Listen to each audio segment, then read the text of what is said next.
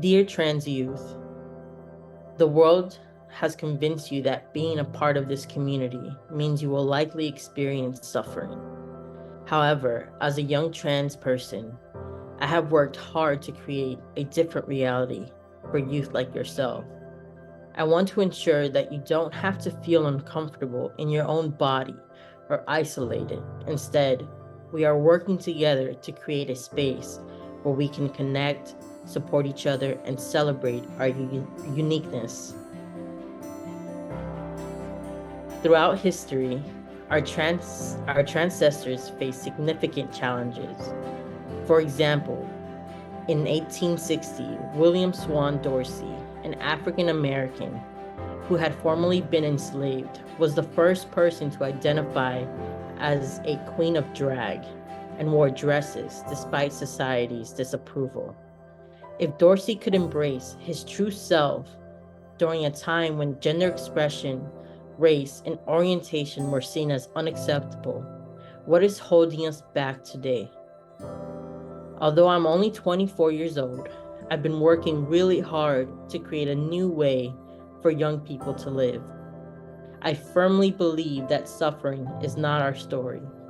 Instead, it is how we transform that pain that truly defines us. We are not defined by our suffering.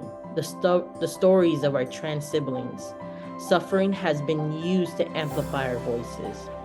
We have the opportunity to redefine what it means to be trans and leave a lasting impact on the world. This may sound ambitious, but that's because we don't do enough to prioritize our own joy. We are more than our pain. We must embrace and celebrate what brings us happiness. We are allowed to have gender euphoria. We have survived, and we will continue to thrive. Had I listened to what everyone else wanted from me, their expectations and ideals, I would not be here sharing this with you. I don't think I would be this version of Nikolas, who I am today. I had to shut out external influences and really hear myself. It turns out I really like that I'm trans. I really like the body that I'm born into. I believe that there's a purpose for me. What if we started telling our stories from a place of empowerment? There are going to be so many voices, opinions, and policies we will encounter. This does not define you.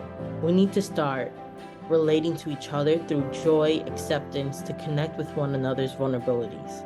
This is how we build resilience as a community.